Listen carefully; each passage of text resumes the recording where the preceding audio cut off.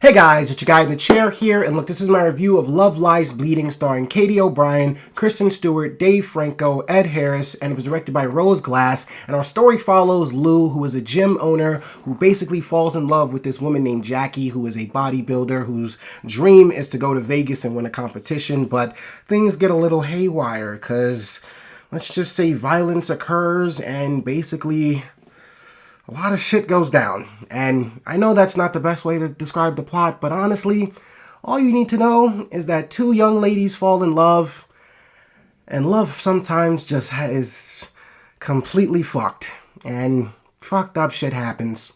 And that's what happens in this movie. But look, regardless, let's get into what I liked and what I didn't like about the movie. And look, starting what I liked about the movie, or hell, what I loved about the movie, is Katie O'Brien. And I'm going to talk about, I know our Kristen Stewart fans out there want me to start with her. I would love to start with Kristen Stewart, but we already know about Kristen Stewart. We already know Kristen Stewart is ridiculously talented, funny, charming, smart, just amazingly everything. Kristen Stewart, like, she's awesome. She is. But I truly have to talk about Katie O'Brien here, because there is no way this chick has gone under the radar for this long. I did read an article saying for 8 years she was getting ready for this role because she was not getting offered parts for a woman of her build. And I truly hope that this role is her breakthrough. Because, oh my God, I believe Katie O'Brien should be nominated for an Oscar. At least. She doesn't have to win. But I promise you this chick's gotta be nominated. Because, wow. Katie O'Brien stole the show. Katie O'Brien truly stole the show. And I'm not just talking about her ridiculous physique. Ridiculous physique. I'm talking about this chick's acting chops are through the roof. It's ridiculous how amazing this girl is in this movie. I mean, she took my breath away from the moment she popped on screen. And that was mainly because her arms were literally probably the size of my head. But, she was literally a scene, she was a complete presence on screen. Just completely captures your attention. All you can do is focus on her, even when she's doing her most emotionally heavy lifting. She's absolutely just killing it. Kristen Stewart, like I said, she's wickedly talented. That Kristen Stewart, in my eyes, can truly do no wrong. This woman is just too good at acting. When I'm watching Kristen Stewart, I'm like, yo, like, this chick will really do what she needs to do to get into character. Like, she just does it so well. Like, Kristen Stewart, oh man. These two girls in this movie here were, if there was a way to describe something more than a dynamic duo, that's what these two girls were in this movie. Like, they were so much more than dynamic. They were absolutely bombastic. Damn, that was a pretty good way to describe that. They were bombastic, which I hope that's a good thing. And in this case, it is. Look, these girls were absolutely ridiculous. Like, I really was, I'm kind of getting like caught up in my words here, because like the more I'm thinking about just what occurred in this movie and what these two girls did in their performances, I truly did not expect to love this movie as much as I did. And honestly, I didn't know this movie was as violent as it was either. I did see the gun in the poster, which, shout out to that fucking poster. It's fucking amazing. But oh my God, this movie is gross. Excuse me, I'm sorry, I'm getting over a little cold. But this movie is, as far as the violence goes, let's just say this. I will never forget Dave Franco's face again. And no, I'm not talking about the handsome regular one. I'm talking about the other one. That is too graphic for me to even try to put on screen. But if you've seen the movie, you know exactly what I'm talking about. I will never forget that image.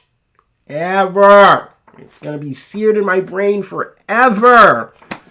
But it was freaking awesome. And as the movie progressed, look, Ed Harris was a fantastic antagonist. Fantastic. I absolutely love the dynamic between him and Kristen Stewart. I loved how apparently there's like a whole another layer to this story, and as you continue to go throughout the or progress throughout the movie, you get deeper and deeper into just Kristen Stewart's past. You get deeper and deeper into what Jackie was going through, and then you get deeper and deeper into what Ed Harris was getting into. I mean, as the story progresses and things get crazier and wilder, you just get caught up in this story, and it's just getting so wild. And that's not even the gist of everything, man. I mean, there's so many elements to this movie that just make you go like, what the fuck? Like when Katie O'Brien's character starts taking steroids.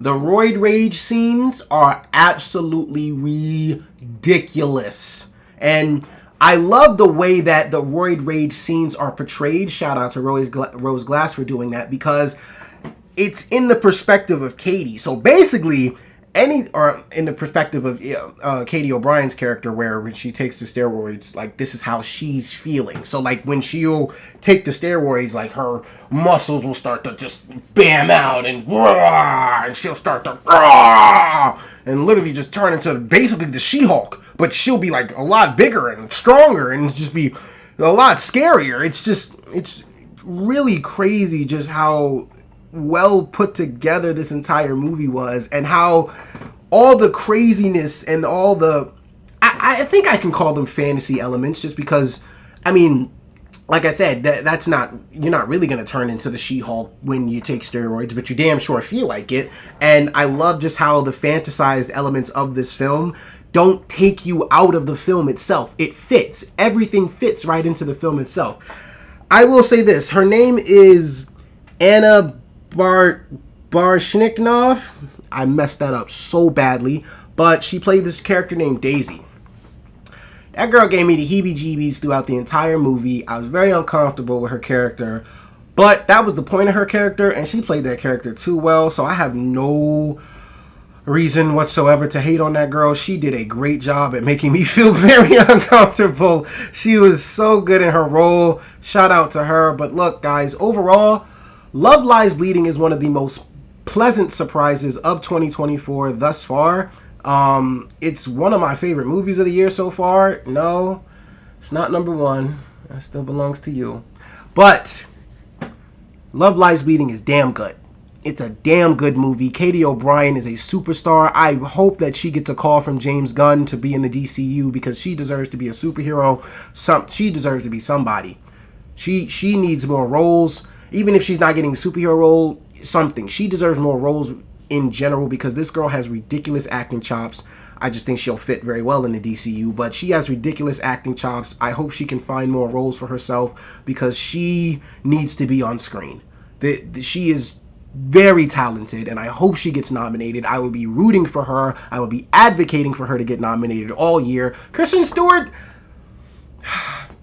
I mean, it's not that I don't think Kristen Stewart could not get nominated for this, but I just felt like, as far as who gave the strongest performance throughout in the entire film itself, it was Katie O'Brien. Katie O'Brien was literally the shining, brightest fucking star in the movie, for me at least. And I truly adored damn near every second of this film, and for all those reasons and so many more, guys, I'm going to give Love Lies Bleeding a 4.5 out of 5 stars. Okay, guys, so Love Lies Bleeding. Have you seen it? What did you think about it? Look, guys, thank you so much for watching. I really do appreciate it. Be sure to like, share, subscribe, all that good stuff and so much more. I really do appreciate it. Look, this is your guy in the chair. More content coming to you soon.